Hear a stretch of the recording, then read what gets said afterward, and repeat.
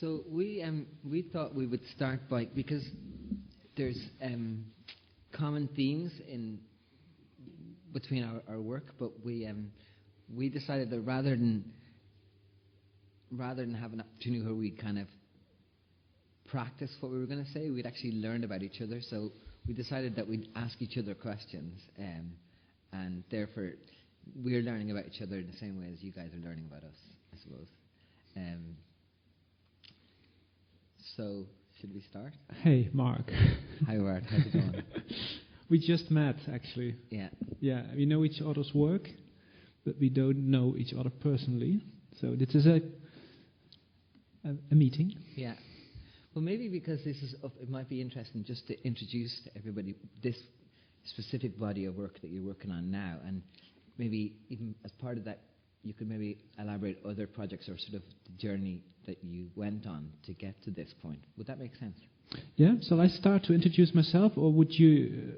You can introduce yourself. Yeah. Okay. Thank you. Well, I'm Bart Lodewijks. I'm from the Netherlands, living in Belgium, and since the age of 3, I draw with blackboard chalk on the pavement.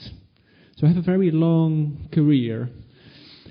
But there are a lot of gaps in between. I didn't draw constantly. At the age of 24, I found back my way to drawing. So there was a lot of other things in between. And, well, maybe good to show the work in my back. What I do, I go to a neighborhood and I start with white chalk to draw lines on the pavement, and people always ask within a day or 2 days, what are you doing? And I explain that I'm actually trying to find a house, a good surface to continue the drawing. I'm asking the people who ask me what are you doing, I'm asking for help. Maybe do you know someone who has a good house to draw on the surface? And mostly people give a hand, and they lead me to a house where I could start drawing. And the drawing on the house becomes always bigger than the house itself. So the drawing grows to the neighbor's house. Yeah, the neighbor mostly knows, or he has a feeling that he's part of the project too. And the drawing grows and grows and grows from house to house. And mostly after a few houses, there was someone who didn't like the whole way of working, didn't trust it, and didn't want to participate. So I skipped that house. And when you work like this, like for a month, when people come to see the drawing in the street, the first thing they say is, why are those houses without drawing? So the houses who do not have a drawing, they are the most important houses in the street. There are always stories in the back.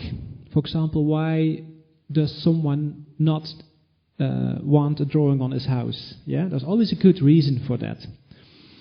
I'm writing all these stories on paper, small pieces of text. But what's the goal of this project? The goal is to continue drawing inside a private house, in the kitchen, in the living room, in the bathroom, in the sleeping room, and to go to the garden, and from the garden back to the neighbor's garden, back to the street. And all these stories, what comes out of it, I'm writing on paper, and I make small publications. So this is one of the publications. Little difficult to see from that distance, but this is an example of a 3 years project in East Vlaanderen. It's the east south of Belgium. Yeah, well, it's in English actually, so you could read it. This is in a nutshell the way how I worked, and now, and that's the last piece of my introduction, I'm invited by the model to do a 3 years project. So 2 or 3 times a year I'm here to draw in one of the quarters of the town, and I choose for the quarter Riverside, not far from here. I don't know, what's this? And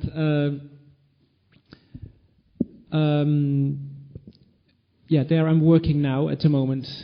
So we are welcome to go there. I'm there every day. It's raining a lot.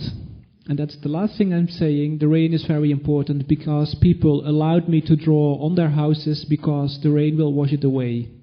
When it is a permanent material like paint, they do not allow me because it's a very complex thing. It still stay for years and years. So because it's temporary there, I could speed up the project without getting all these authorizations and permissions. I get it in a very informal way and it works well. Yeah. Well, Mark. Well, my name is Mark Garry, and I'm from Mullingar in County Westmeath, and went to college in Sligo briefly. And I suppose I went to art school, studied painting.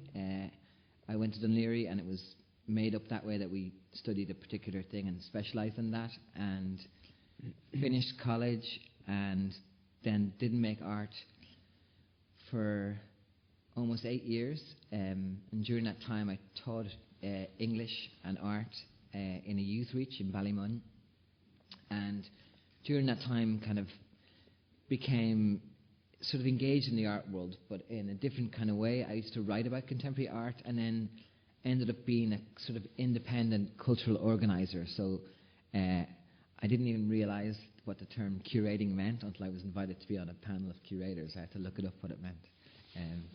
It means a carer of culture, just in case anybody's curious.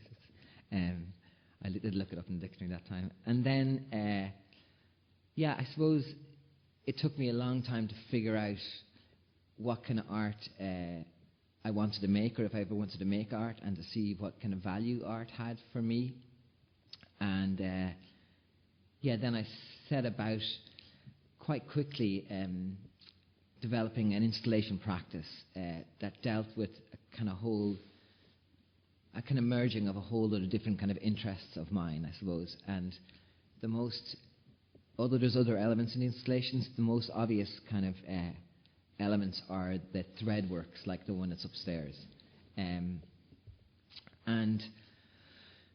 where they came from originally, and we were talking briefly about this earlier, I've been making them for quite a while now, and it's funny because the meaning changes the longer you're with the work, but I suppose I wanted to find a way to,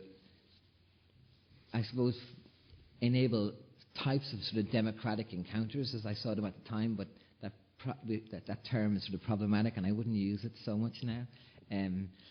But basically, to try and find material that we had a particular type of empathy with. And I suppose thread is very specific, although it's got a very long history within the craft tradition. It's not so applied to like contemporary art world, and it's an unusual material in that it combines to clothe us and keep us warm, and it's probably when we're born, we're wrapped in a cloth just at the same time as we get brought to our mother. So we have this very innate understanding of this material, and we don't deconstruct it in the same way as we do painting or sculpture. I was sort of trying to find a way to sort of circumnavigate the problematics of contemporary art, or the preconditions that come along with contemporary art, and I guess intimidate people or put them off or think they don't understand art. Or I was also very specific to try and develop a practice that would happen in museums, as opposed to kind of very small, limited art audience, like so small little art spaces were something that I didn't really have an interest in. I do show in them, obviously, but I wanted to have a museum practice because I wanted to show in places where the general public went to. So it was I was very strict in terms of the kind of criteria that I set in place for making these things. So I've been very lucky, and I've gotten to see a lot of the world and make them. But the problem with making something like that's very popular is you can become known for doing one thing and one thing only. So about 2 years ago, I stopped making them and saying no to when people would ask me to make them, because I make other types of work that I think are important too. So I just needed to say no in order to get people to view me differently, I guess. So that's kind of an introduction to me. But could I ask a question? Yes, I'm thinking about questions to you, but yeah. But I was just curious about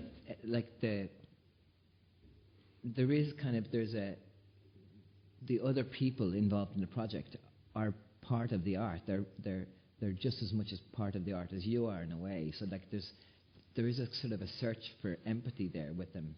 There's a sharing that occurs. It's not like traditionally you being like this genius artist working individually in your room, coming up with magical ideas and then having the grace to share them with the world. It's much more a kind of a search for a conversation or forms of sharing and empathy with people. Well, yeah, mostly people in the street, they don't see it as art, what I do.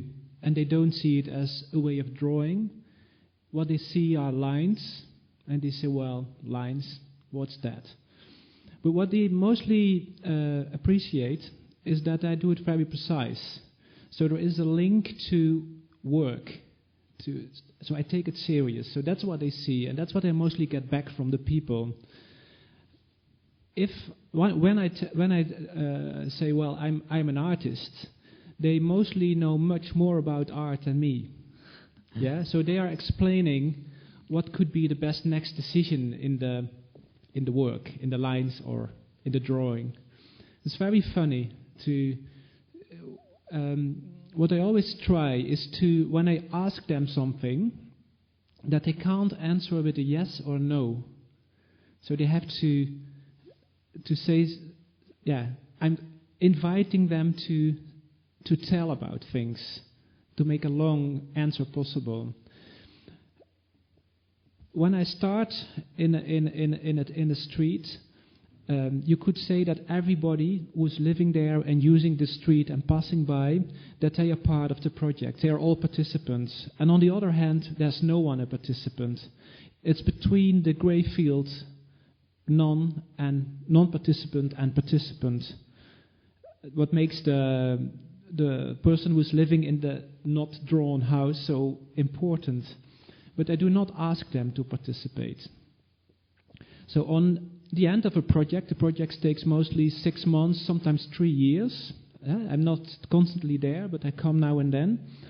A few times, habitants, they say to me, well, you're actually part of us. What's a big compliment, but it's not true. They are part of my drawing. Right.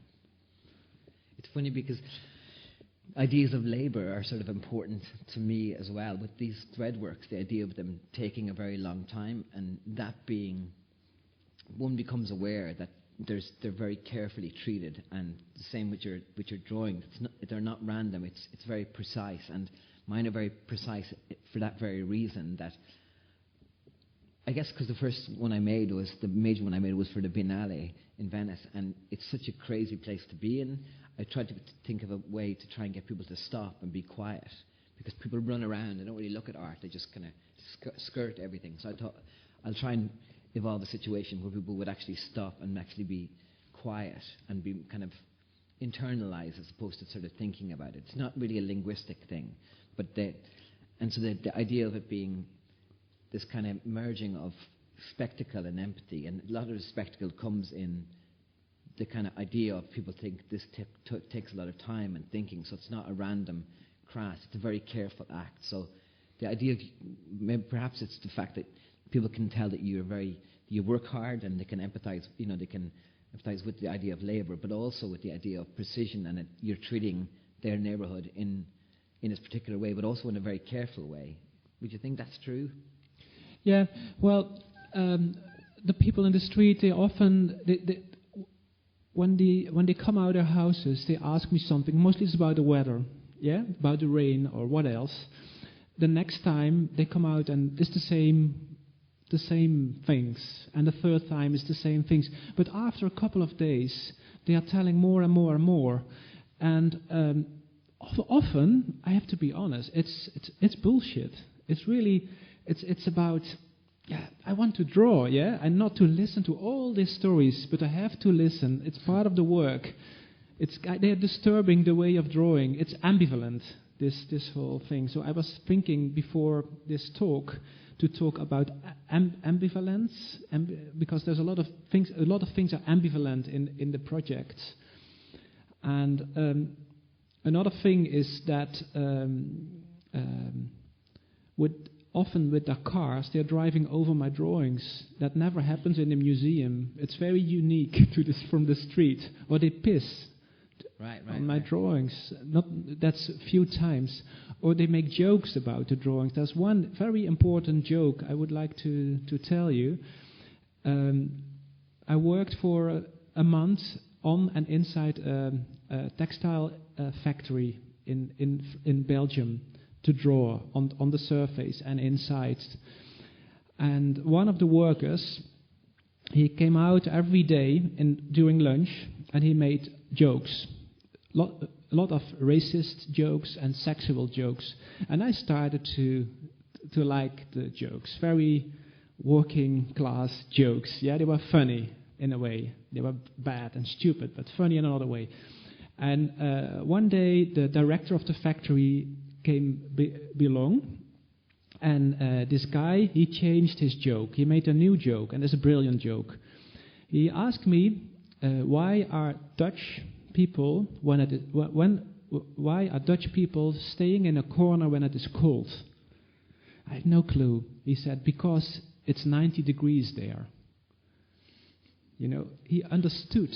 He bridged the gap from his work to the drawings. And this is a big compliment. You can't get bigger compliments. That's a good one. It's about understanding. Yeah. Yeah, and sharing. Yeah. I don't say it's democracy. I find that a very difficult point. Democracy. Yeah, we talk about the problematics of using this term. Well, I'm equally uncomfortable with it now, but just well, for obvious reasons. But you are working with other people to install your work, do you? Yeah, it's like I make really good friends actually, because you spend sometimes like a month just with like the same person, and yeah, it's really funny, because three people that assisted me in the world. One was in Pittsburgh, one was in Detroit, and one was in Vilnius in Lithuania. And the three of them are doing master's programs in Dublin, because they just because we got along, and they were like, Dublin must be great, blah blah. So yeah. So they changed their life. Sort of, yeah. Sort of. But it's because it's funny. I always think, for me, I really enjoy making the works. Like I do lots of different types of things in my life, and I'm quite hyperactive. So it sort of forces me to slow down. So it's kind of a form of therapy that I really enjoy. But I feel for other people it's very mundane. So I try to be entertaining with them and share music and share stories and do those types of things. So you end up getting sort of quite close to people, because and also I talk a lot. So yeah. You told me a very interesting story about a ship and a harp music. Oh yeah. And it's a beautiful, maybe good to tell this, but what was my what I found interested in this project is that you did not represent the project in the way of photograph or filming, or so you were with a group of people on a boat. Yeah, it's a project that I started in Detroit last summer. Summer before last, and then it evolved to become a project that happened last June in Sherkin Island off Baltimore in West Cork, and it's a work where I've got like 4 wind harps in Carrick and Shannon, in the Shannon, sort of harps that are played by the wind, and it's very old technology. Like the Greeks invented them in the 5th century, the 4th century actually. So I've made a work where I transformed a wooden sailboat into a floating wind harp, a harp that's played by the wind. And then I work with and I do lots of musical collaborations. One of my main collaborators is a jazz percussionist and composer called Sean Carpio. And he wrote a piece of work based on Sumerian hymns, which was the first songs that were ever documented. They were documented in cuneiform in Sumeria, which became Persia and is now Iran. In kind of Western Mesopotamia, and so it was this kind of merging of these very ancient technologies, I suppose. But I won't blather on too much about the project. But the performance involved the audience sailed out from the mainland into a natural amphitheatre called Horseshoe Bay, and they were based in the middle, and the harp and the boat is in the middle of this bay. And then on the shore, there's a brass quartet and a saxophone player. And so Sean wrote these 4 structured pieces of music that the brass quartet would play, but it was depending on what sound the harp made, which is completely out of our control, basically.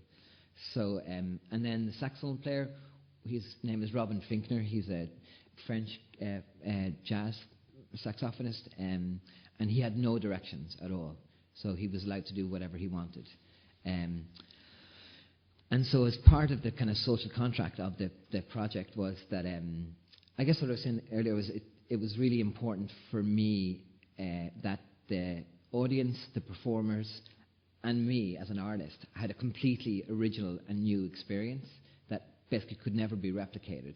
And so I wanted the audience to treat it as like a piece of theatre, like you're entering a piece of theatre, like a room like this, from a couple of reasons. But one of them was because I hate going to gigs and looking at them through people's iPhones. But also, you're not actually having an experience then. You're thinking about how to document it and share it with other people. So if you were to get on the boat, it was free to go to this performance. But if you got on the boat, you had to basically leave your mobile phone and any recording devices. So, and I, as part of the social contract, decided that if I was going to ask people not to document it, that I wouldn't document it either. So it only exists kind of as a story now, as a work. And it's funny because we were talking about it's very difficult because there's a space in Tasmania and Australia and in New York that they want to do it again, but in order to do it, they want to see the project. And you're like, no, the point is that you don't see it, you experience it, and it's a particular special experience for anybody who drove that far down to the country to see it. But and you're going to is it a repetition or is it something new then? So we do it differently every time, I think. So so it will be a different piece of music, a different conceptual framework every single time, basically. So it will not kind of never repeat itself. And the irony is that we actually got invited by a record label to make a record of it, and we tried to explain to them as well. So that's a representation. Yeah, it doesn't work that way, basically. So, yeah. And I have made lots of records, and I love the format of vinyl. But yeah, it just loses its essence. You know, it disempowers the whole work. The whole kind of the strength of it is that we live in such a determinized world. The world is so flat and kind of dull that. The idea of replicating that again and again is just because that's how we experience things. I guess it's how basically. I guess how Freud was sort of exploited by the marketing techniques over particularly the last century to bombard and repeat a similar thing. So that's what we become. That's what we chase. We chase the same experience again and again and again, and that's what finds us fulfilling. And it just really flattens the world, and I think that's one of the kind of jobs is to try and of artists is to try and find a way to negate that or circumvent that somehow. Yeah. And the similar thing with the thread works that it's funny that I've sold 3 of them because they're never the same. They only really exist for as long as the show. When that show finishes, they come down and the energy, is left there, but they don't physically exist. So and they bring luck, huh? The rainbows. The rainbows bring luck, yeah. They bring luck, yeah. When I'm in the streets, children often make rainbows underneath my straight lines, and they bring luck. Right. And the funny thing is when there is public trying to find the drawings, the kids when they are on the street, they lead the public to their rainbows. Of course. Yeah. Well, similarly, I suppose because I was trying to encourage this sort of quiet, kind of contemplative thing, is again we understand the logic of spectrums, so we don't try and kind of think what does this mean? What is there some sort of codification in here that I'm trying to figure out? We understand rainbows, we understand the logic of how those things function, and I suppose I was trying to make something that's positive, just really, really positive, but also it's an open. So it's about enabling an open situation where people can think, rather than being told this means this, and if you add this, like art by maths, therefore, it's about codification of things. It's not about. It's the opposite, in fact. It's very like 1970s modernist in a way. It's very, very open, I suppose, in a way. But yeah, I think they're similar in that way, that this because they are quite spectacular, the things you do as well. They do. They're amazing. I know they're ephemeral and short-lived sometimes, but they are quite spectacular. Well, talking about the white lines, there is a big lie in these lines. It's a white lie, because I always promise to the people that the rain will wash it. But when the wind doesn't touch the wall, the rain doesn't touch it either. So it's not washing away, and it could stay for many years, and then the chalk eats the bricks. They go inside the bricks, and then it becomes very difficult to wash it away. So it's a very aggressive way of drawing. It's not soft or gentle, or right. It has its duty. But it appears to be. It gives that impression, that it's just this. Yeah. I always believe in the two sides of the coin. I don't know. There's an expression that. Yeah. That you have the good and the bad side, and there is a lot in between where you can't put your finger on. But it's interesting to when you work with the soft material in the soft way of intruding an area, to write. It's more in the writings than in the drawings about the other side. For example, here in Sligo, I met a woman that was last October, and she invited me to have a coffee in her house. So very nice, very good. Good. That was the second day, so very good. On schedule, huh? There is no schedule, of course. But sitting there, I didn't know what to say. I didn't know what to ask. I was just happy to be inside the house. And then I saw in the garden a hut. Is that the word for a rabbit? This kind of triangle thing. Yeah. Hut? Hutch. Yeah. I saw a hutch. I said, you have a rabbit. And she said, yes, I have a rabbit, but it's problematic because when I'm away, I have to ask my neighbor to keep an eye and to feed the rabbit. And when the neighbor is not there, we have to go to someone else. It's not really nice. And the rabbit is 6 years old. And anyway, part of my life, but difficult. We talked about other things, and then on the end, I went back to the street. But I didn't see the rabbit. Yeah, so I went to the place and I lifted up the hutch, and I saw that the rabbit was dead. So I went back to the woman, and I said, "Well, bad news. Your rabbit is dead." And she was very happy and sad in the same time. But what she did, a week after I hear the story, she went to her neighbor. And she said, "You are free. Yeah, when I'm away, the rabbit doesn't exist anymore because the rabbit killer visited me. It's Bart. He's a rabbit killer." So I became known. I'm known there in Riverside as rabbit killer. But that's actually it's a bad reputation. Sure. But in the same way, she introduced me. And she introduced the reason why I'm there. Because she couldn't say, well, there was a man in the street and I invited him to have coffee. So she explained, well, he's an artist, he's doing an art project related to the model. Right. So she was introducing the whole project in her own words. And so I was actually hitchhiking on the rabbit story. So the rabbit is a very important. Yeah. It has nothing to do with drawing. But without this story, the drawings do not have a chance. You need this kind of outside links. Yeah. And what about in terms of like working up to this particular way of working? What did you do before this, or has this always been the way you've worked, or was there other things, or are there other things? Yeah. Well, when I went to art school, I made drawings, paintings. Colorful paintings.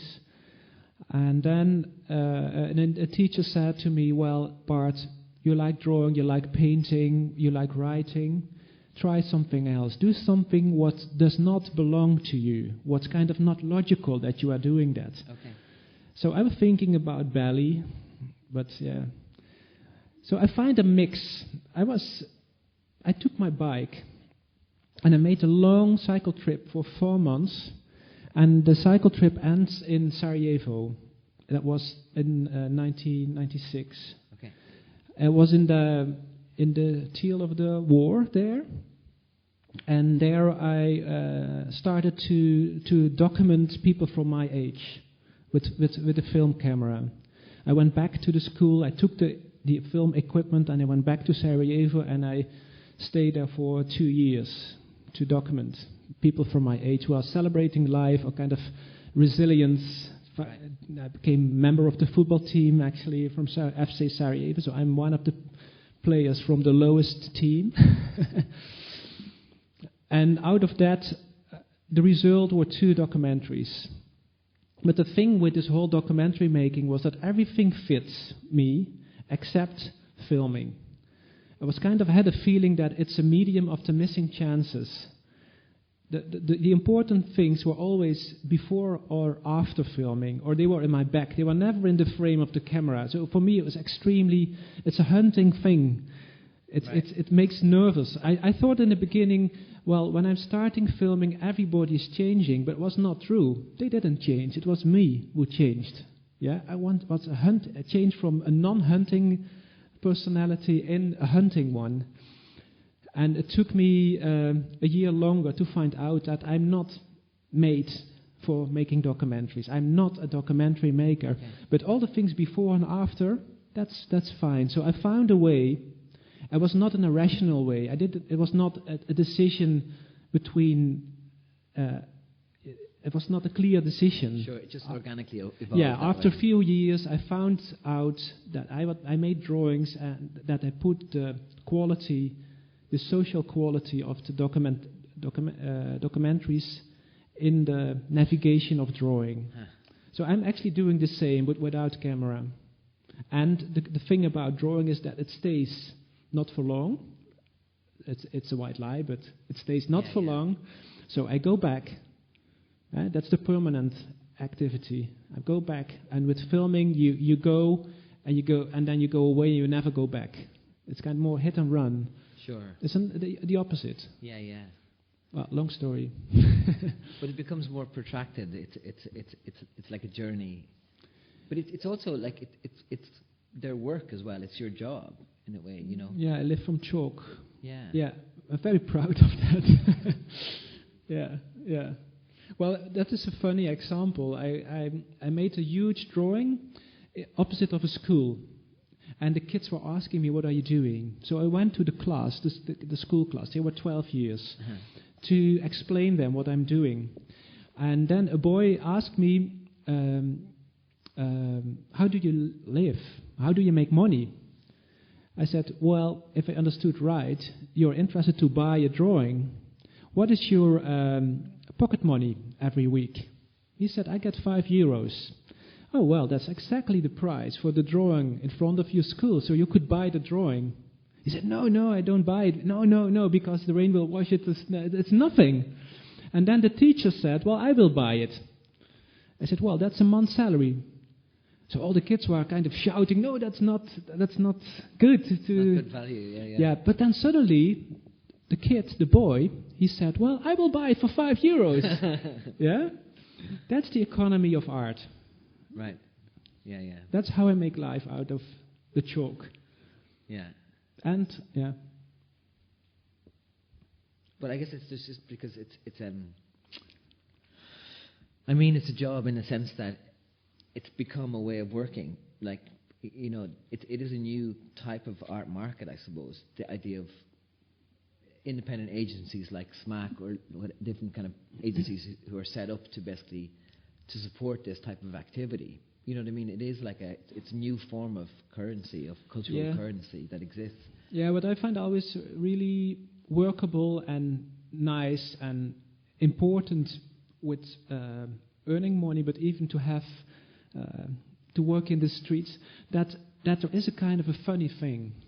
Everybody knows that art is nothing and could be everything. Right. So it's a game, and you have to laugh about it, because there's a lot of humor, there's a lot of chance to make humor about it. Right. You have to laugh about yourself. Without humor, I think you can't survive in the streets as an artist. It's no way. Yeah. People have to laugh about you, and you have to laugh about yourself and about them. Yeah. It's light in that way.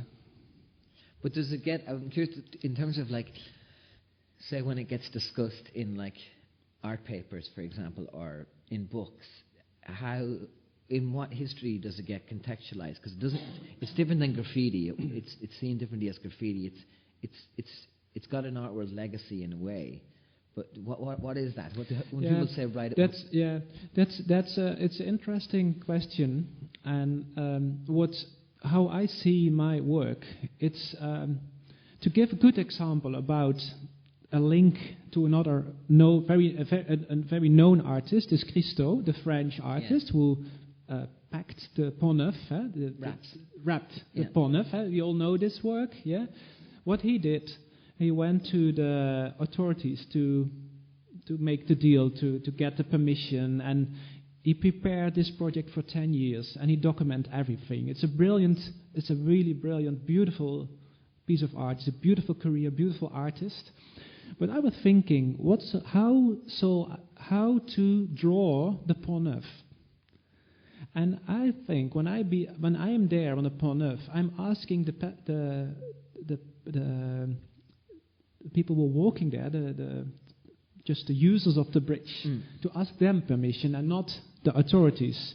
So I will end up with the authorities on the end, but the whole way it's not straight to the power. This kind of... Yeah. So place it a little in the perspective of art. Yeah. Because it's funny, because I did painting undergraduate, and then I did a postgrad in interactive media, and then a master's. But for my second thesis, I wrote a lot about Susie Gablick. You know this book? She wrote this book called The Reenchantment of Art. Mm-hmm. And it's sort of becoming sort of semi-popular now, but my kind of point was, you know, Richard Long, and so he used to do these walks and make these lines through landscape, and I hated them at the time. I saw them as a very imperialist statement, and I saw them as a kind of a colonialization. And I wonder if one could, you know, the way that you sort of take over buildings, that you're sort of controlling them in the same way as Christo did as well. So it's a very egotistical act also in a way. But not so, I don't see it so much with yours, it's more subtle. But with Christo I always thought like, well, what an egotistical thing to do. It's very interesting work, and I think it's important and of value, but I thought like, oh, it's amazingly... And I also think with Long, the way he talks about his work is very about land and controlling things and it becoming his property in a way. So they sort of become your property in an odd way too. Would that be... I never signed my work because it's not my space. Right. And I only touched it. It's kind of a touch. And it's the kind of inverted, intruding space. Right. It's to let something behind, but what's only there shortly.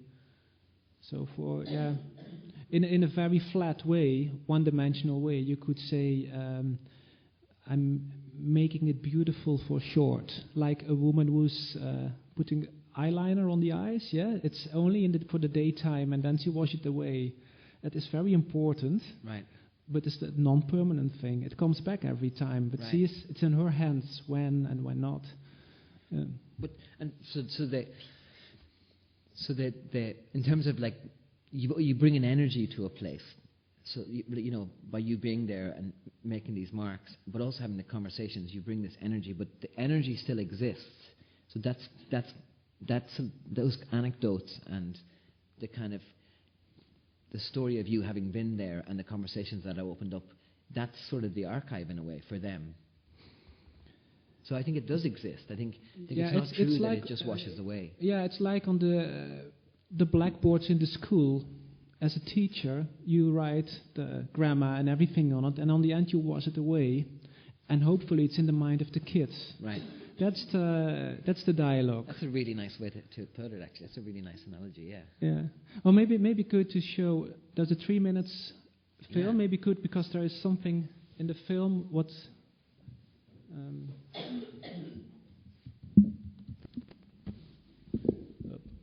okay.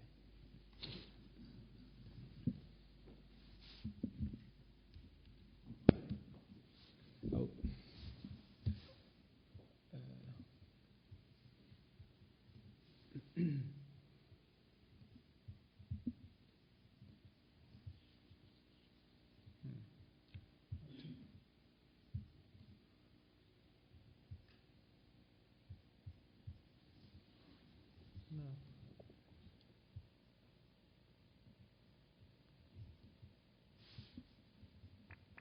I hope the sound is working.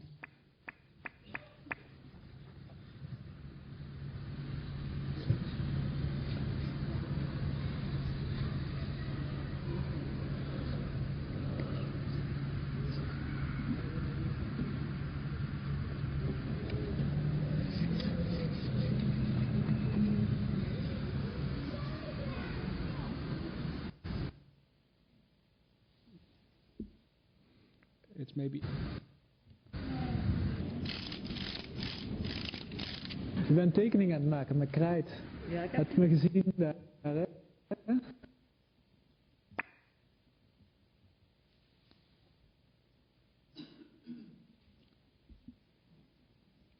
Well, something with the internet. Ja. Het is een beetje zo van plek naar plek, van huis naar huis.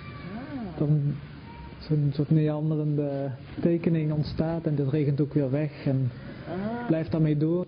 En zeg maar een tijd lang. Nee, want ik wil dadelijk, op het riet, hè, op de rieten schuttingje, zou ik daar wat lijnen mogen zetten met krijt? Ja, dat regent gewoon weer weg, dus dat is in feite niks, maar... wat was het?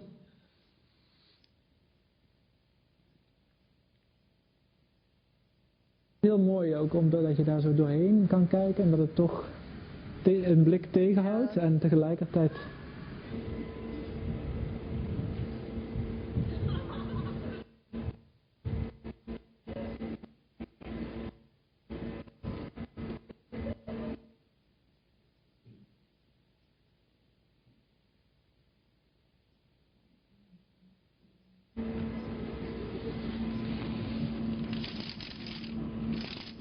Wat leuk dat u het ziet zitten om... Ja, maar, ik zit daar absoluut niet mee. Ja, nee, absoluut niet. Maar als er iets misdrijft, natuurlijk. Waarom zou ik dat niet doen? Ik weet niet, het is toch... ja, het privé, hè? Ja, ik ben er ook trots op. Het gebeurt niet zo vaak dat iemand echt zijn hele huis ter beschikking stelt.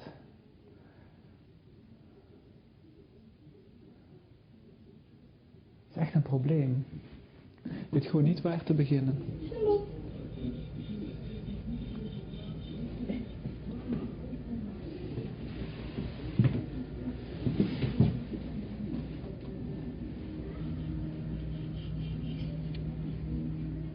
En het gaat er altijd om met dat aankopen van dit soort werk. Op het moment dat ik het fixeer, is het een aankoop.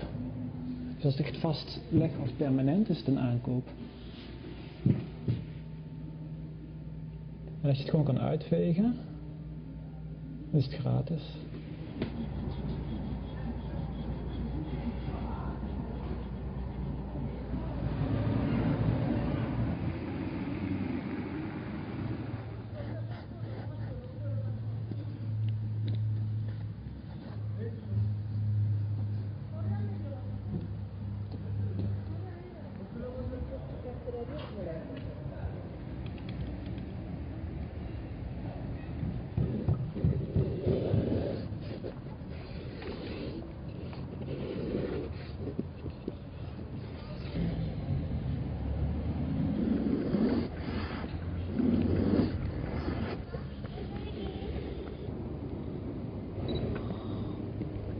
Zo, en dan zet ik hem vast. Ja, dan half. En dan ga ik naar boven. Ik ga het ook doen. En dan ga ik daar heel mooi precies. Kan ik zo. Kijk, dan vast wel, doet hij. Nou, je hem goed vast? Ik hou er wel vast. Zo. Oh. Naar de volgende. Okay. And Bart, is there like a desire to change a space, like to change how people perceive it, or for it to be, are you trying to instrumentalize the place somehow, so to get like the local councillors to view it differently, or to make change, or? No, there's no desire to change things. Okay. The only desire is that on the end, everything goes back to normal. If there didn't happening anything in between. It's kind of course, you change the physical situation for a while. Yeah. And the mental change in the head of the people is not a goal of the work. It's a B-sides effect. What could be important, it could be not. There are a lot of B-sides effects. And what's for me is more and more problematic with this way of working is that city councils are giving commissions, and they always make from the B-sides effect the goal. Yeah, sure. The mental change. And they are trying to instrumentalize the way of working. And actually, I found that interesting, but it's not working like that. So if I have 5 lives, I would give 1 life testing to instrumentalize this way of working. Yes. But mostly because when you frame the work, when you know beforehand what the result could be, you stop that whole navigation. You limit it. Yeah, you limit it. Yeah. So I always say, well, when you really want to have a result or a description of the result beforehand, there are much more better artists than me who are specialized in this. Sure. Yeah. So go to them. Yeah. But what's the trigger? Why did you invite me to talk about a project in your city? You know the work, yeah? That I'm talking in that way. Yeah. What's the trigger for you to invite me? Yeah. It's nice to get a commission, but not over my dead body. Yeah. Because it's funny that I had a public commission from a local authority in Dublin, and I think it's the only piece of art that I've made that my students morally object to. They find it really problematic. And it was a project which I spoke briefly about, called Sending Letters to the Sea. And I was basically very interested in faith and what faith meant, and about being Irish, and particularly being a Christian and not practicing, but also it being such a part of who I am and my psyche and my moral framework and linguistically and all of the habits and how I rest on a Sunday and do all these things. And so there was a funny commissioning policy. It was typically in Ireland during the boom, particularly when there's lots of money. All the money comes from Europe, the development money, and 1% has to go to make art. So what typically would have happened would be people would build a sculpture on the side of a motorway or those types of things. Yeah. But there was a girl called Caroline Cowley who was the kind of arts officer in Fingal, and she was much more open to kind of progressive ideas. So what she did was, rather than saying, okay, we have 50,000 euros, what do you want to do? What are you going to do? She basically said, okay, we have this situation, and she invited 6 artists and 2 choreographers and a composer, and they were allowed to engage with it in any way they wanted, and you didn't have to actually physically manifest anything. So it was from the start that it was a research, and also there was no timeline, so there wasn't a time limit. So one of the pieces is Garry Phelan. He's building a bird hide, a hide to look at birds on the side of a dump, and it's very tricky to circumnavigate all of the parts of the county council. And it's taken 8 years, and there's nothing built basically, and it's still in negotiation. So I am very interested in music, and I'm very interested in the way that religion affected music. So I wanted to make a document, a way of actually kind of making a contemporary record that looked like and sounded like a contemporary record, but actually was a document of the way that religion had affected the development of music throughout history, basically. But so there was a performance, and there's a record, and it's out in the world, and it's played on the radio, and there's lots of things with that. But the problem my students have with it is that it didn't, in a straightforward way, engage with that community. Do you know what I mean? So it doesn't say something about Fingal, or doesn't kind of represent Fingal in a way. And they found this, they argue with me all the time about it. They find it really problematic. And how did you deal with this? Because it comes from inside, eh? It's in your group, it's not from outside. Yeah, well, I think it's one of our roles is to question those things, because how do things evolve if we don't kind of not do what we're asked to do all the time, and to try and push those things. And it does have a thing, but it's more about universality, because rather than make a sculpture that is made for Fingal and that people in Fingal see and can appreciate, by making a record, the great thing about music is its broadcast mechanisms, and particularly now with the internet, that anybody in the world could have an experience with this art. It wasn't that it wasn't for people in Fingal, it was for everybody, basically. So it was a way to be more expansive about how to think about public money and what it means, and how to think about a public and what is the public and things. So I could maybe play a piece from that if you want. Yeah, please. Yeah. It's free to download, anybody, if you want to.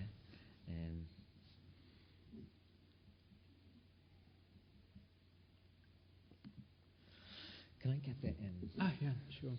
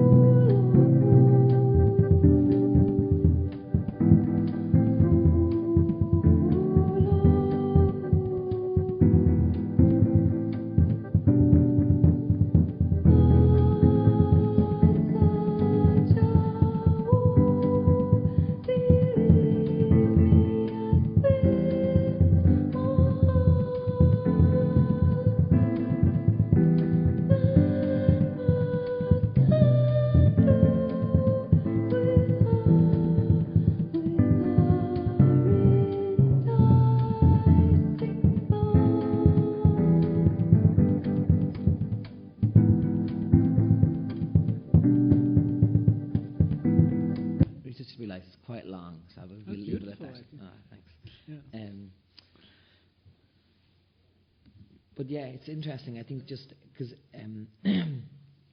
just in terms of kind of intervening with the public, it's a really interesting. Because I guess in Ireland has become. I guess you're another. The idea of the model working with you is another good example of people being progressive about trying to have people engage with the public. Like there's, do you know Ballymun Regeneration? Mm. It was like basically it was a housing situation set up in the late 60s, and it was it was based on Scandinavian models, basically, and so it was the 50th anniversary of our state, basically. So it was really celebrated by the government, and they went and built the most progressive housing system they could be, and celebrated, and it was celebrated all over Europe in the media and stuff. And then they didn't put any infrastructure in, so the place completely failed, and there was no employment and drugs. There was a huge drugs trade, and, like illegal drugs, and then kind of prescription drugs by lots of the kind of housewives there, and so it became a very dysfunctional space. And they've just regenerated it and had a huge amount of budget to spend on public art, and they've done some really remarkable things.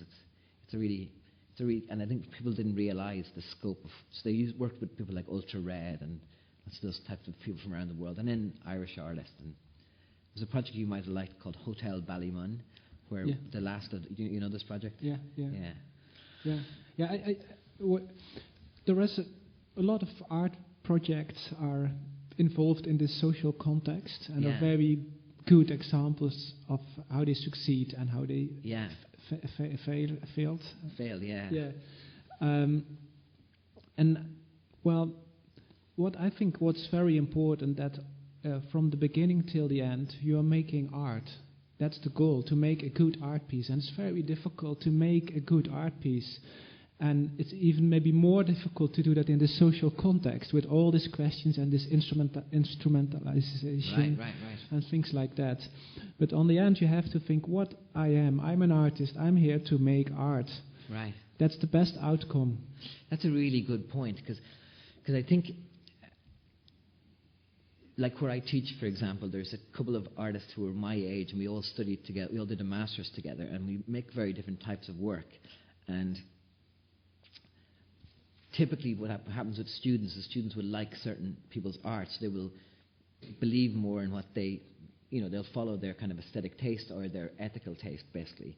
And it becomes in art school, it becomes that this is a good and this is bad. And it's not about that, they're all art forms, and it's just a matter of, in whatever context it is, it's just a matter of making good art and making interesting engagements, because that's our role, I think, is to try and do that. Yeah, well, when I was a student, when I started, I was really, really sure. Very strange. I was sure to make art. Yeah, I didn't have doubts. Okay. It's very strange. The doubts came later. But a teacher, he said, well, Bart, you have to doubt, otherwise you can't be an artist. The doubting is important. Yeah. And I didn't have doubt, so. And then he gave me. He said, "Well, go to a field outside of town," and he gave me a piece of paper and a pencil, and he said, "Just draw the horizon. Just draw the horizon. It's very simple, but you have to. It has to take 6 hours to draw the line. Yeah, not lifting up the pencil, but just to draw the line." And it was impossible. Yeah, I start doubting about the whole. What is this? This doesn't have what to say. Integrity. Yeah, it's useless. Sure, value. The whole questions of useless came up. Right. Yeah. Well.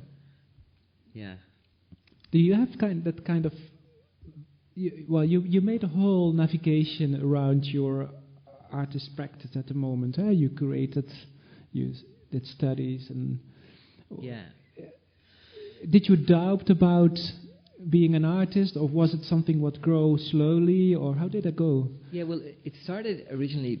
I didn't want to go to art school. My parents were psychiatric nurses, and neither of them went to university, so they thought it was important that we would all try. And so my sister, could be right. my sister was an architect, and my brother did lots of things. He ended up being like a sports scientist, I suppose. And they were academically much better than me in school also, so it was easier for them. And I had very low expectations. I used to like riding horses, and I did it kind of quite competitively. And I loved carpentry, and so I the presumption of my family would be that I wouldn't have gotten enough points to go to university. And then kind of unfortunately I did, and then had to try something. And the other thing that I was sort of good at and interested in, but not very much, was art. And so I made a contract with my mother that I would try it for 3 months. And as soon as I got there, I loved it, like really loved it. It totally transformed over about a week and a half. It was really dramatic, actually. And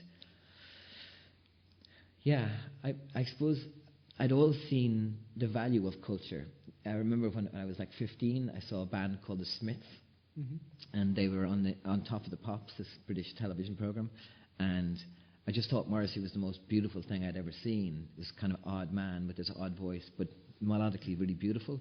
And I bought a 7-inch, one of their singles, and at the back there was a song called Suffer Little Children, and it was about this woman who killed children and who buried them in the moors in Yorkshire. And it was just this amazing revelation of just realizing that culture was amazing, just that you could talk about something as difficult and problematic as that, but make it really melancholy and beautiful, and yet something that you would want to engage with.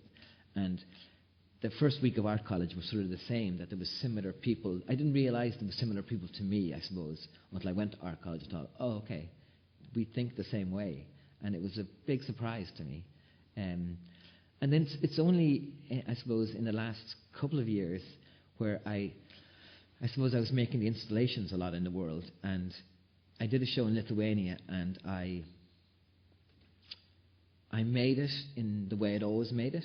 And I knew people would sort of like it and engage with it, but I was doing it just to do it, just for like, and all I wanted to be was out of the gallery looking at everything else in the city. So I was just doing it because that was the thing I did, and I just thought, wow, I wasn't learning anything about myself or about the world. I was just replicating something that had an energy. So then I thought, look, maybe this is like a bad thing to do, and then that's when I sort of decided to stop doing it, because it was like, okay, because I really love making them, but I want to make them sort of on my terms, and I just realized, and I sort of doubted it then, and I'm reading a really terrific book about Richard Price about altruism, and it's basically a book that aligns kind of the development of political ideology with, I guess, sort of Darwinism and the kind of idea of genetics and the survival of the fittest. And it's made me question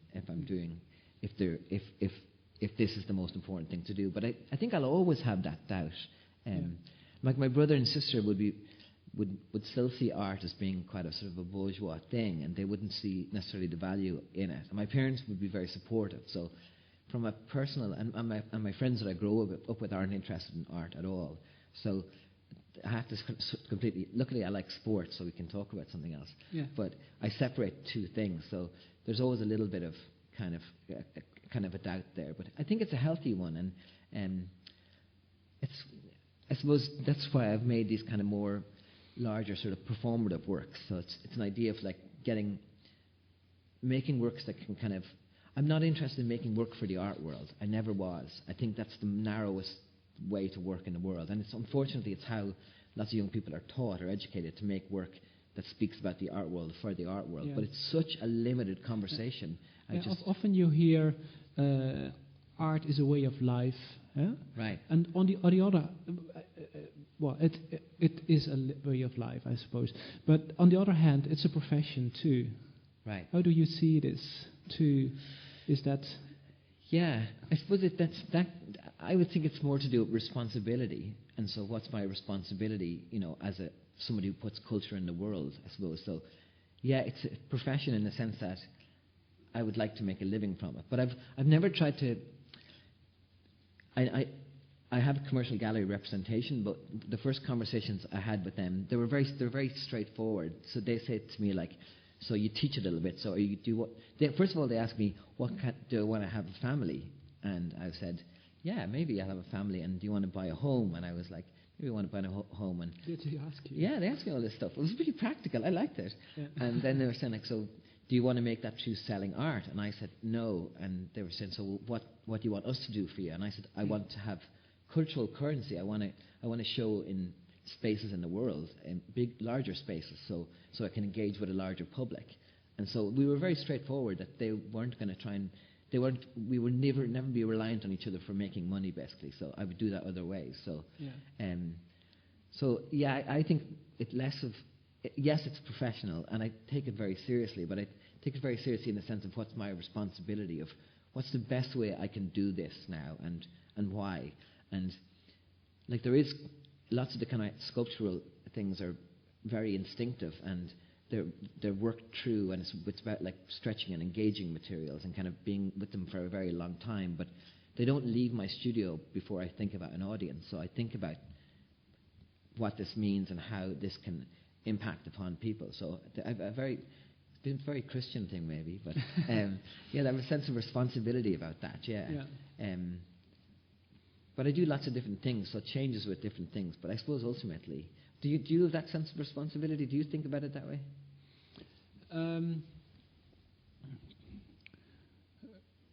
Well, I make the work, and of course I have the responsibility to the people who live there. Yeah. That's based on trust. They only let me in when they trust me. I'm always investing in verbal agreements. Nothing is on paper, even with the art institutions, even with the model, nothing on paper. Okay. That's what I like, because it's a way of trust. It's the most, how to say, the first way of making an agreement. When we agree something, it's a verbal, it's personal related. And well, a lot of problems in the world now, it's because it's a paper related.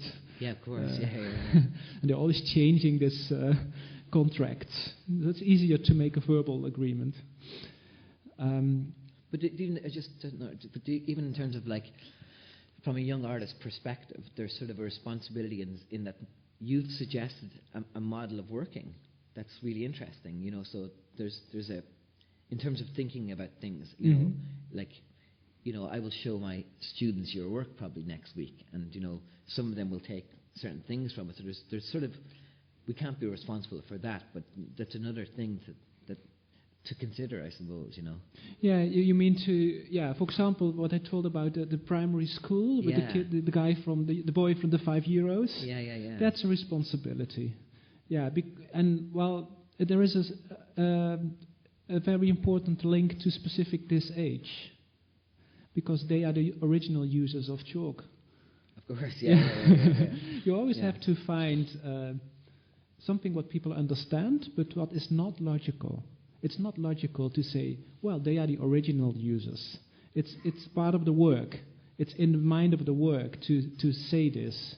Outside of the work, it's doesn't really exist. But it's a responsibility. But growing out of the way of working. So it's trying to link everything that it has its own logic. Right. Yeah. Yeah. Some questions from the public? Sure, yeah. Yeah, please.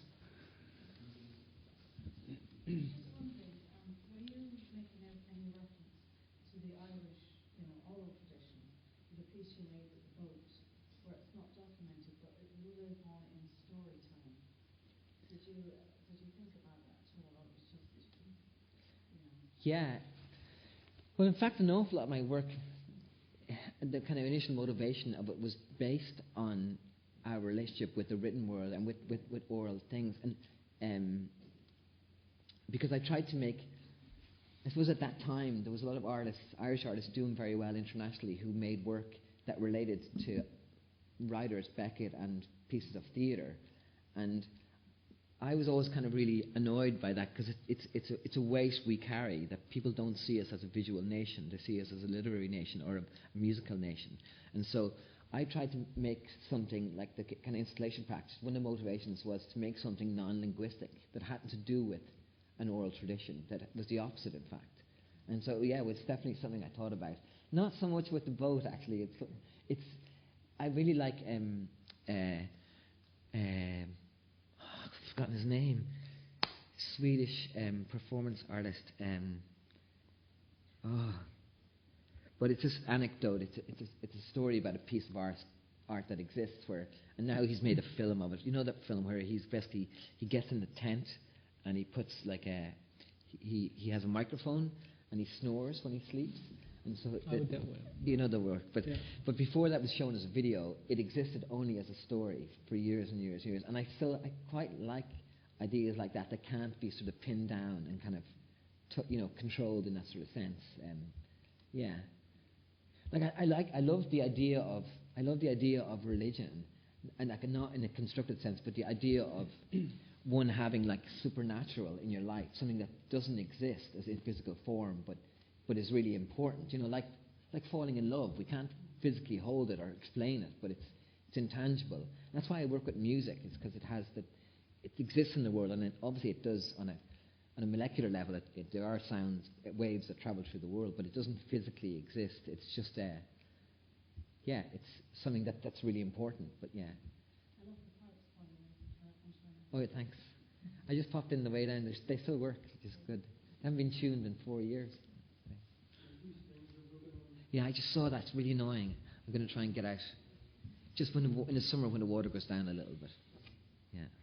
Would you like to describe a little bit like your methods of using different spaces? Or do you have a logical methodology to come up against individual spaces? Difficult to understand. Yeah, so I find difficult to understand, but maybe you repeat here. So he's asking if you have a particular methodology to approach a specific space, so a particular street or a building, or is there a methodology? Well, houses are not built to draw on, yeah. So it's all about that it's not really possible. That it's not really working, so you have to invest a lot, and when the architecture is on your hand a little, you have the people who are saying no or maybe. So it's about imperfectionism. Everything is not made to draw on. Most of my projects since 12 years, they are all in working class areas.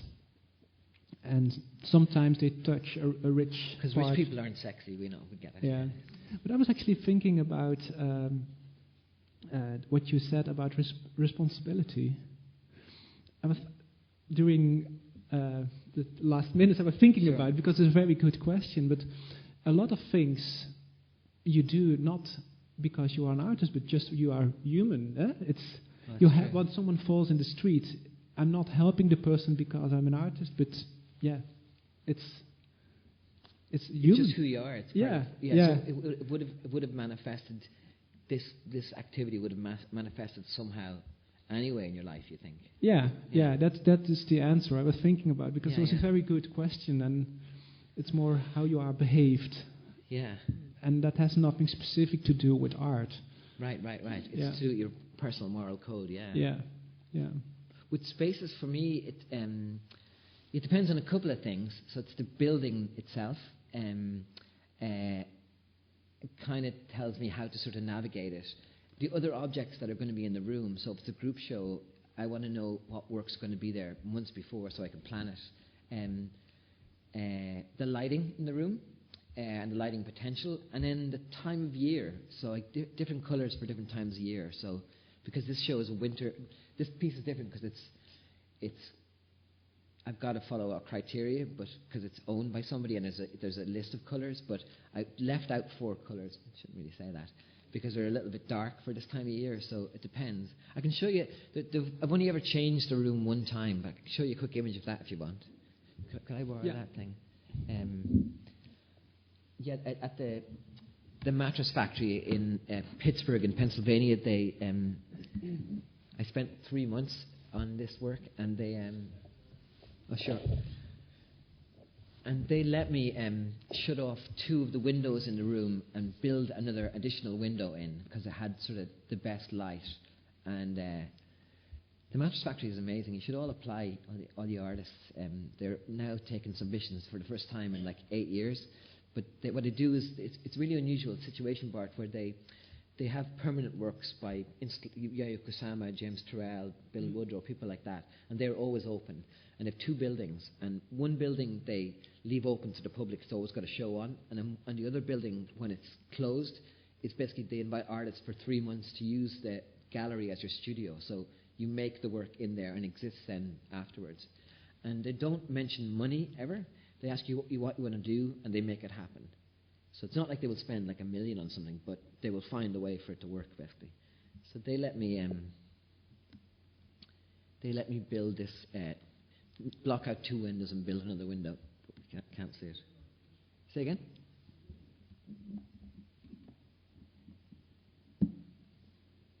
Oh, there we go.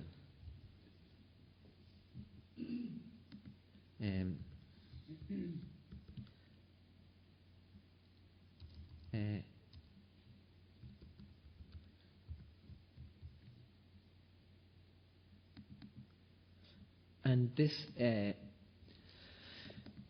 kind of piece travelled through from like the back room, the back doorway to this wall, to the floor, and then out. And actually, the distance of it mirrors all the architecture in the space, but you can't really tell. So there's different kind of architectural pieces that are re-mirrored throughout the whole sort of journey, I suppose.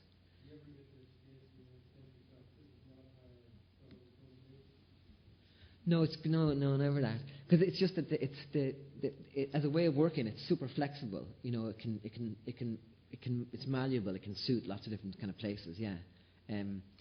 My major concern is, my first thing I always ask is there plasterboard or stone on the walls? Because if it's plasterboard, it makes my life much quicker, basically.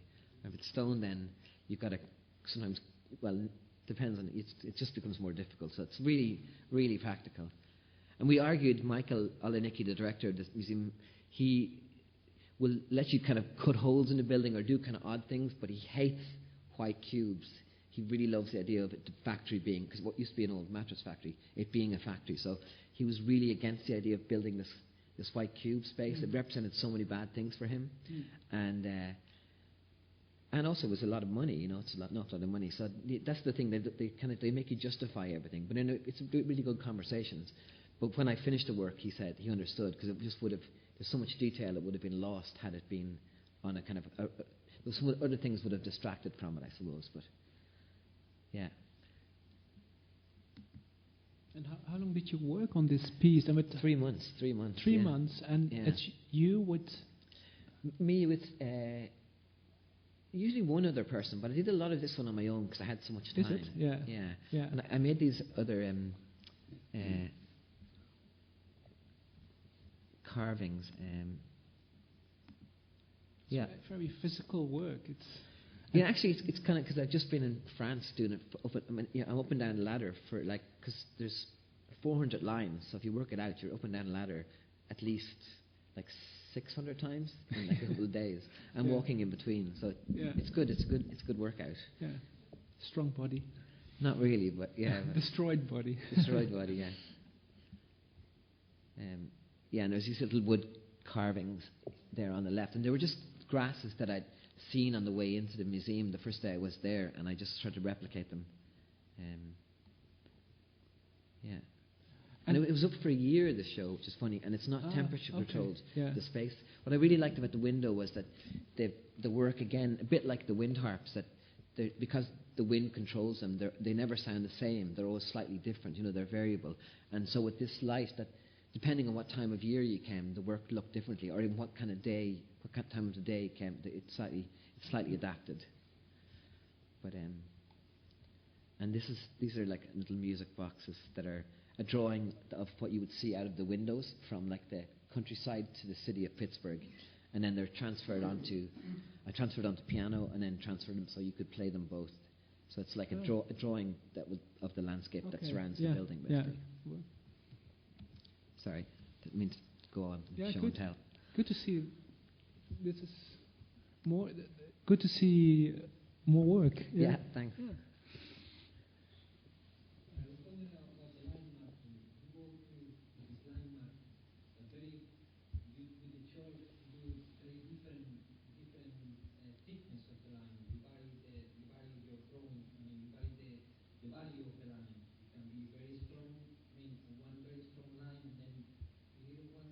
one.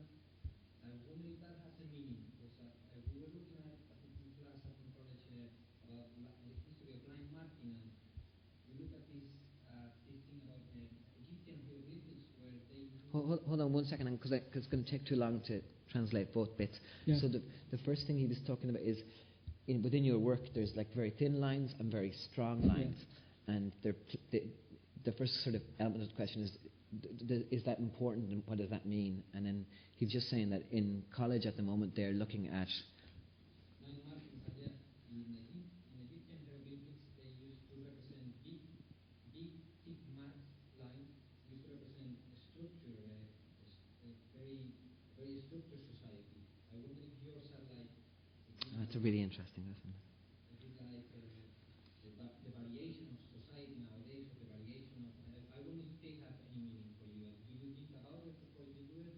Does they have any meaning? The pattern you draw? Do you understand? Yeah, difficult, but Yeah. maybe make it short. Yeah, just in hieroglyphics in Egypt, the different strengths of the line and different kind of ways they were composed would articulate or elaborate the strength of the community, of society, of civil society. And he's curious if that is something that you think about. It's not. No, I don't think about that. I do not think about that. It's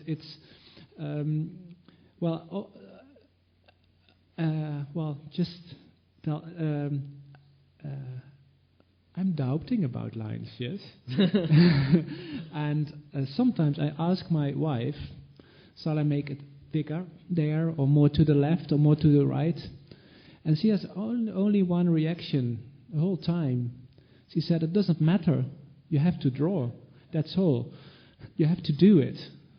It's the action to do. And then it fits. It's even when I talk to you, when I'm what I do now is thinking and talking. When I talk in one line, it fits. Yeah. When I talk like in all kinds of ways, you can't follow what I mean. So I'm trying to, in the drawings, I try to make it clear. It's the action of drawing, and sometimes it needs to be more dominant, to more visible, and then I make it more visible. Not thinking about what kind of concept could be in the back of that, just right. In a physical way. But I think it's an interesting question in that I suppose that we do associate drawing with planning and the idea of urban planning and city structure, and you're working on something. It's easy to make that misinterpretation, I think. Yeah. Well, with city planning, they work from above. Sure.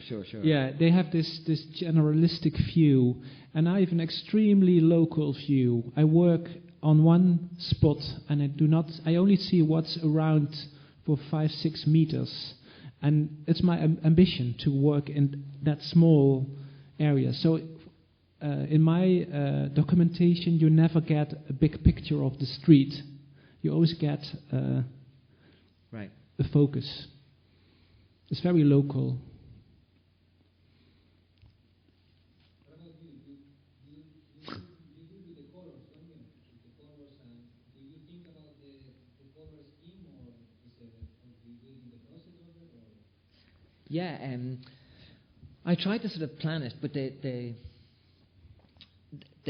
nice thing about making them, I suppose, is that you can plan it as much as you like in a weird way, but it's only when I'm like about 4/5 through do I know what it's going to look like, because I don't know how the light's going to play off each other and stuff. So I can plan it to a point, but then there's a part of it that gets out of my control. That's sort of kind of scary actually, because you're not sure if it's going to work. There's like an in-between period where you're halfway there and you're like, you're halfway there, and then you're just like, is this going to work? And then, because usually they're so hard to make that I have a deadline. I'm usually working up till 5 o'clock that day, or I usually try and have a day off now. So there's no going back. If it goes wrong, you've gone beyond the line of kind of commitment, I suppose. So it's about just trusting yourself, I suppose, in a way. Yeah. To a degree, like it's like, I suppose it's like jazz in a way. Like there's there's a criteria and structure, but there's playfulness within that where you can allow things to kind of to take place. And yeah, like they always change halfway through. I always kind of change colours or do things. The one in France, I got to use 120 colours, which was really nice actually. It's really the first time I've ever been kind of brave enough to use that many colours. And it doesn't make sense logically all the time, but it was nice. They're I sort of see them like paintings, oddly enough. They're a closer relationship to my kind of background as a painter than anything else, because they're sort of like painting with space, but they're landscapes in a way, but they're sort of painting with space, I suppose. Yeah. Does that answer your question? Sort of? I just want to ask Bart about in Sligo. I mean, I know you said you worked mostly with working class communities, and the area you chose is Sligo, Riverside, and most of the people have been living there for a long time. And I was thinking, I remember the other talk that you did upstairs, and you showed a slide, and you mentioned a woman, and I thought, oh, that's Eileen Feeney, I know her, she used to look after my aunt. And I was just thinking, because Sligo is such a small place, like I could have introduced you to that woman, for example. So you have an option, and I'm presuming you have this option in some other places, where you could be brought into a community very easily, but you choose to go in as a complete stranger and then allow them to discover you. So my question is, presumably that is part of the way that you choose to work, as opposed to people inside who could have made it easy for you and introduced you to people, you know, so there must be a decision there that you don't. Yeah, actually, I choose for Riverside, but it could be another quarter as well. But when working there, I can't leave because you only get light from the area back when you invest. So for the coming periods, I'm investing in that quarter. Yeah, because I believe I'm how to say that. It's important that people start to know you and start to know the way of drawing, and it's kind of relation building. On the other hand, I have one ambition here to make kind of solo drawings around Sligo, because on the map, and that's a view from upstairs, those villages have beautiful names. These Irish names are beautiful, and that's the reason to go there. So I took my bicycle with me to go to the villages around Sligo, and when I go there, I take a chalk piece with me to make a drawing. Just kind of, I would say, just for fun, but it's maybe it's in the weekend I do that. Yeah. Yeah. But Bart, I'm trying to understand, is it important for you that people don't know who you are? Because again, you could easily be introduced to people living in the villages, or maybe artists here who live in the village, but you want to go there without any introduction. So you want to do it that way? Yeah, I went to sing in one area. So 1, 2, 3, 4 streets is more than enough to fill your whole life. A lot of people are living their whole life in one street. It's interesting. I think what she's curious about is whether you could have the gallery or introduce you to people, but she's saying it's very important that you go there as a stranger. Yeah. That's the clue. It's the clue to be there, just Bart. But when people ask me who I am, I'm explaining the real stuff. I'm invited by the model, so I'm not making a lie or a story to say, well, actually I'm Bart Lodewijks and I'm making drawings here. No, there is a context, and they have the right to know what's the context. And I'm an artist. I'm not a school teacher. Huh? Or crazy. Yeah. So I do my profession. Yeah. It just sounds to me that it's almost like you make the decision to make it more difficult and take you longer to develop relationships with people, when often there's a situation that you could get to know people really quickly if someone else introduces you, and they immediately will trust you, because if I introduced you to that woman, for example, immediately she would trust you, but you obviously want to make it more difficult, and you want to be Yeah, it's a very good question. I can't give a very clear answer because there are pragmatic things in the whole project too. So, for example, when I arrived a couple of days ago in the neighborhood, I know one woman, Patricia, and she spoke with other people about me. That's the woman with the dead rabbit. Yeah. So I'm using her network. When someone from there's no one from the model living in that area, but when someone is living there, it's another relation. I don't know how to deal with that. Maybe I do. I deal with that too as a pragmatic. I don't know. It's not about being consequent. It's sometimes changing the route, finding a new way. Yeah. It's actually about making a good work and to bind everything together on the end. I could speak long about this. It's maybe more. I'm loud thinking actually now. Yeah.